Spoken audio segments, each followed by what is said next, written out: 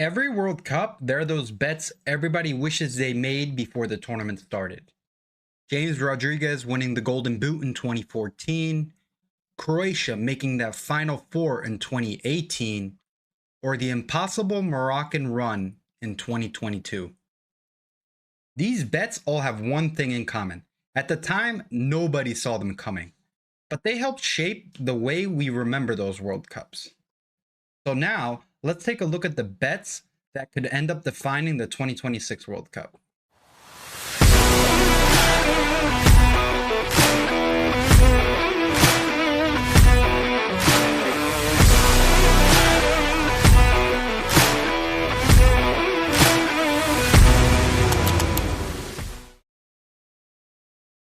I'm not going to be directly disclosing the sportsbooks I used in this video, but I'm going to put them in my Discord down below. So if you guys want to join that, please do hit the link. And before we begin this video, betting can be extremely fun. It can make a World Cup feel like you're actually a part of it, especially during those games that aren't really that interesting. But I always want to remind you guys, please bet responsibly. If you or your loved one has a gambling problem, please call 1-800-GAMBLER. The World Cup is being hosted by the USA, Canada, and once again Mexico. In this video, I'll be going through my favorite World Cup narrative bets in order from least favorite to favorite. Going based off that, starting off, you already know I had to include a bet involving the host nations, especially my Mexico. So, let's start off with my first bet. Mexico to make the round of 16 at plus 125. Hosting the tournament, Mexico have a clear path to reaching the knockout stage, with potential knockout games being played at the Azteca, a fortress. Mexico have lost fewer than 15 matches at the Azteca since the stadium opened in 1966. They recorded well over 100 wins there. The altitude, the pressure, over 83,000 fans inside the stadium chanting their name.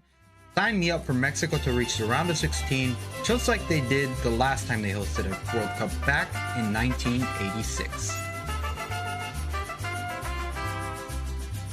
As a fan of El Tri, this has to be one of the most exciting times entering a World Cup in most recent memory. From a year ago to where we are now entering this World Cup, so many players have emerged.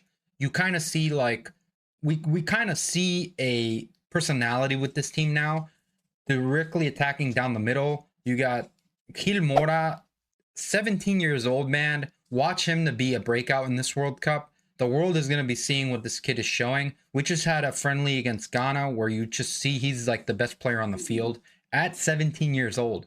Not to mention everything around him is kind of starting to be put in place.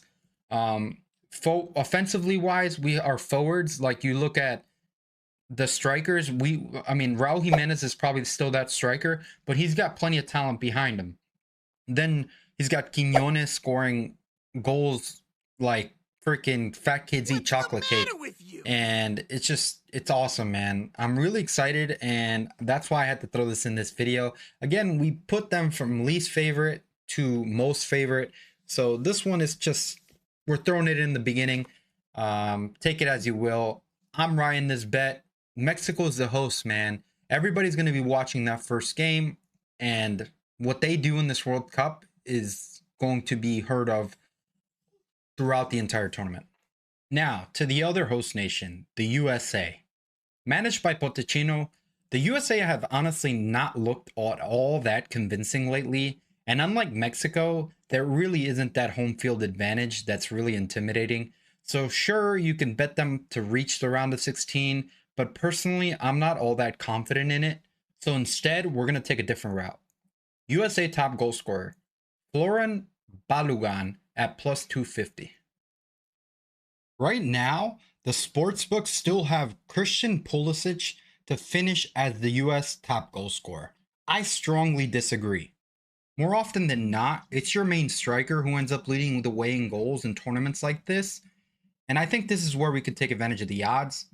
If the US comes away scoring, let's say 6 to 8 goals, there's a realistic chance that Balogun bags at least like 3 or 4 of them. As co-host of the tournament, it's time for the USA to change their narrative. They're no longer just a young underdog nobody takes seriously.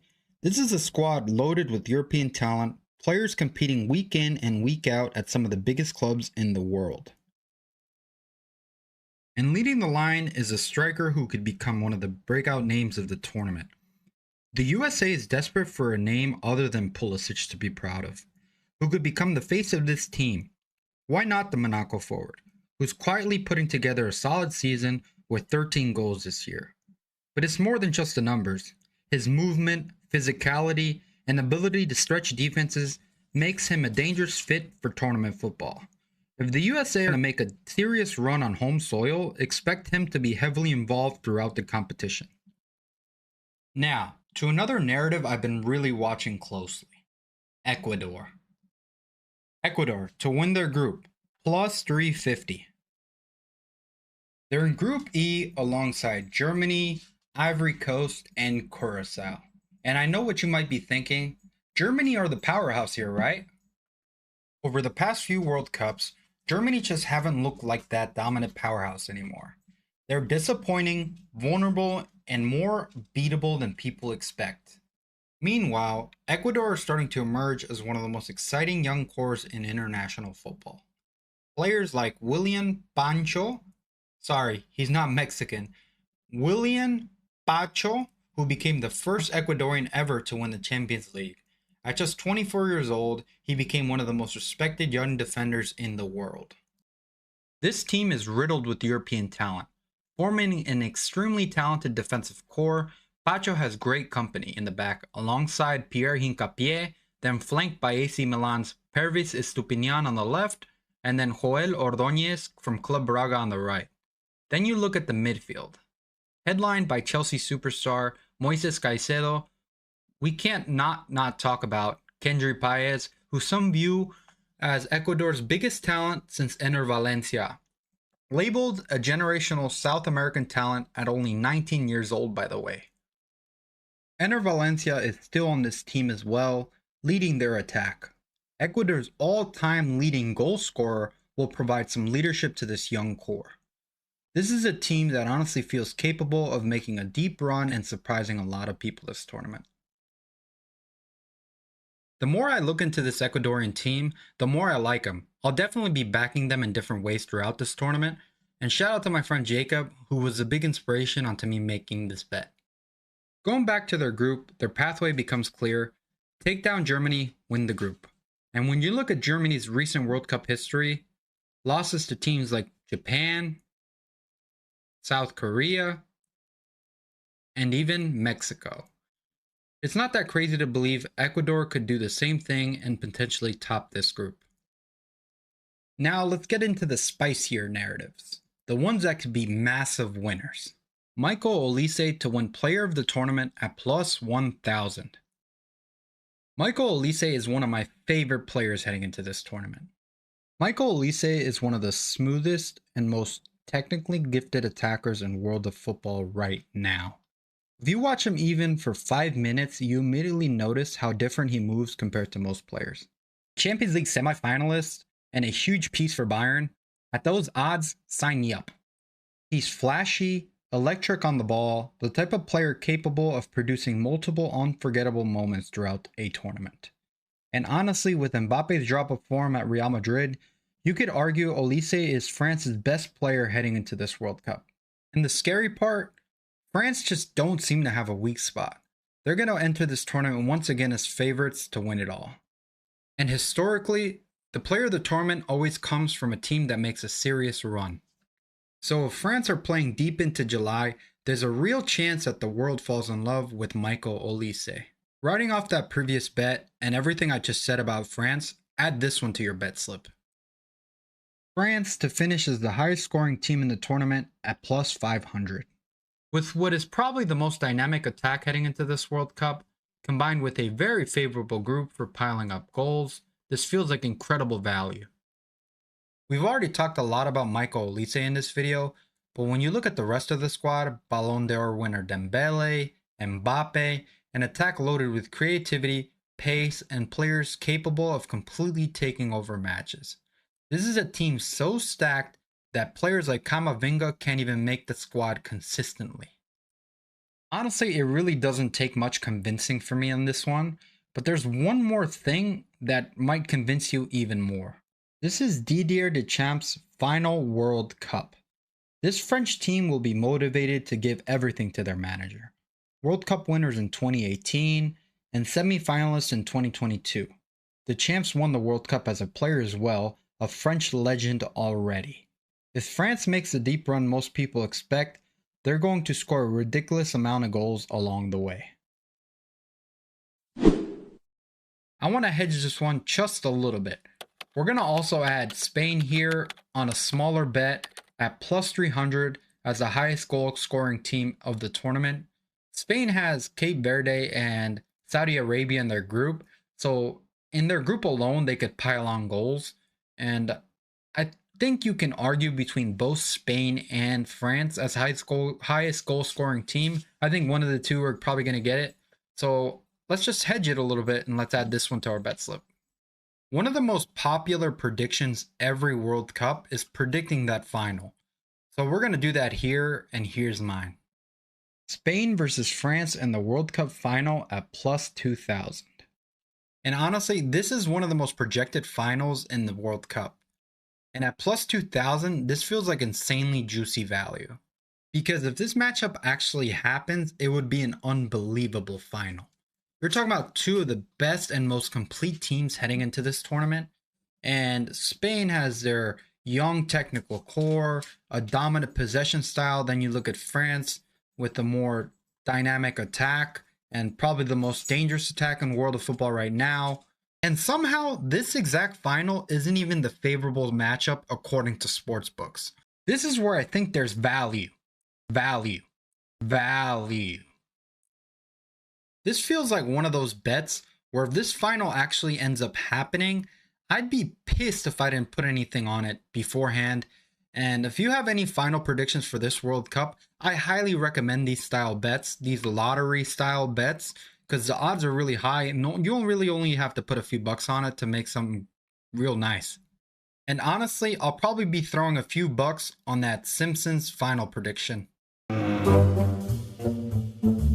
Bruh. We've already talked a lot about all these potential narratives that could play out during this World Cup, but now let's get to my favorite narrative bet of the entire tournament. Japan to make a deep run. Honestly, there's so many ways you can bet on Japan here. I'm already in a few of them myself. Starting off with Japan upsetting the Netherlands in their opening match. Personally, I took Japan draw no bet at plus 160, but you can still catch Japan outright to win at around 240. Japan might be the most dangerous, non-traditional powerhouse in the entire tournament. People still talk about them like they're underdogs, but honestly, after beating Germany, beating Spain, dominating Asian qualifying, they're not a cute story anymore. We're still getting excellent value here because the world still hasn't caught up to the Japanese national team. I genuinely think they can shock the world with their star-studded team. So let's look at their team.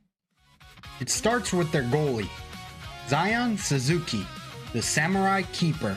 Japan finally has a physically dominant modern goalkeeper prospect. That's a huge development historically. He's athletic, confident, and aggressive on his line. Many analysts see him as one of the most important pieces to Japanese ceiling in this tournament. Takefusa Kubo, the Japanese Messi. He's Japan's magician, very technical, intelligent, elite in tight spaces. A player that's hard not to root for. He's the type of player who can completely change a game with one sequence. Wataru Endo, the tenacious soldier. The Liverpool player who's celebrated for his relentless ball-winning ability. He's the heartbeat of this team. Kaoru Mitoma, the superstar. One of the best 1v1 wingers in the world when healthy. He's basically the chaos creator of the team. Unpredictable, fast, he has a rhythm when dribbling. Ayase Oeda, the finisher.